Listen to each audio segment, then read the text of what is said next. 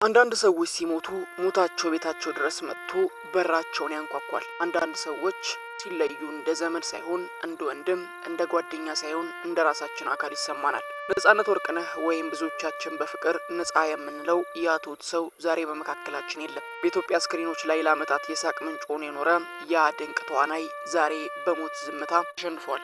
ግን ዛሬ የምናወራው ስለ ሀዘኑ ብቻ አይደለም። ዛሬ የምናወራው ከሳቁ በስተጀርባ ስላለው ትልቅ ሰው ነው። ቀልዱ ጀርባ ስላለው ቁም ነገረኛ። ካሜራዎች ሲጠፉ፣ መብራቶች ሲጠፉ ነጻነት ማን ነበር? ዛሬ የኢትዮጵያ ጥበብ የጠፋበትን ያንን የከበረ እንቁ ያልተሰሙና ያልታዩ ማንነቶች አንድ በአንድ እንፈትሻለን። ብዙዎቻችን ነጻነትን የምናውቀው በፊልም ላይ በሚያሳየው ተጫዋችነቱ ብቻ ነው። ነገር ግን ነጻነት ወርቅነህ ለጥበብ ያለው ፍቅር ከትወናም በላይ የጠለቀ እንደሆነ ሙያተኞች ይመሰክሩለታል። የፊልም አርታይ ወይም ደግሞ ኤዲተርም ጭምር እንደነበር ይነገርለታል። በአንድ ወቅት በአንድ የክብር ጓደኛው እንደተመሰከረለት ነጻ ፊልም ሲያቀናበር በኤዲቲንግ ክፍል ውስጥ ሌሊቱን ሙሉ አድሮ አይኖቹ በድካም ቀልተው ያድሩ ነበር ይላል። ለምን? ምክንያቱም ለሱ ጥበብ መተዳደሪያ ብቻ ሳትሆን ህይወቱም ጭምር እንደነበረች ነው የሚነገረው። ይቺ ነገር ካልተስተካከለች ህዝቡን ሳያት ደስ አይለውም የሚል ከፍተኛ ጥንቃቄ ነበረው ይላል። በኢትዮጵያ ሲኒማ ውስጥ በኤዲቲንግ በዳይሬክቲንግ እንደዚሁም በትወና ሶስት ማዕዘን ላይ የቆመ ብርቅዬ ሰው ነበር ይላሉ።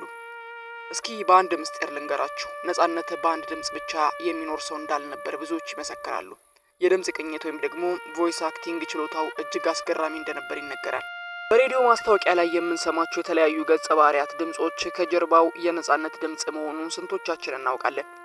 ድምጹን እንደ ሸክላ ጭቃ ማለስለስና መቅረጽ ይችልበታል ይሉታል። ይህ ደግሞ በኢትዮጵያ ውስጥ ጥቂት ተዋናዮች ብቻ ያላቸው ልዩ ተሰጥኦ ነው።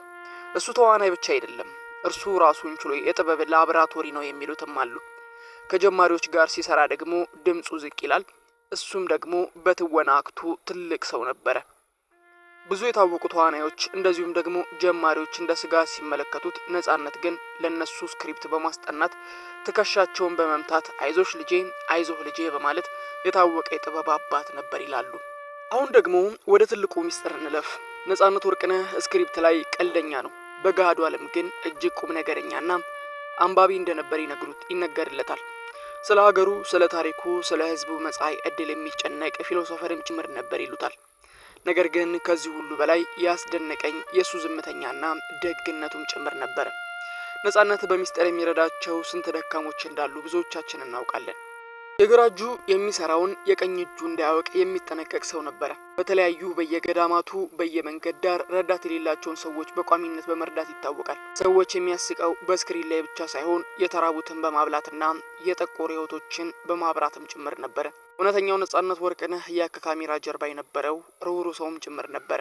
ዛሬ ነጻነት የለም፣ ነገር ግን የእሱ አሻራ በኢትዮጵያ ሲኒማ ላይ ለዘላለም ተቀርጿል። ነጻነት ወርቅነህ መሞቱ የማይችል የታሪክ አሻራን ጥሎልን አልፏል። እሱ አሁን አርፏል። ከድካም፣ ከኤዲቲንግ፣ ከክፉ ብርሃን እንደዚሁም ደግሞ ከተለያዩ ከካሜራ ጀርባዎች ሁሉ አልፏል። ነገር ግን እኛ ምን እንማራለን? ከሱም ትህትናን፣ ከሱ ስራ ወዳድነት እንደዚሁም ከሱ ስውር ደግነትን በሰራቸው ፊልሞች ብቻ ሳይሆን በገነባው ማንነት ልናስታውሰው ይገባል። የጥበብ አንበሳው አርፏል። ነገር ግን ታሪኩ ገና አሁን መነበብ ጀምሯል።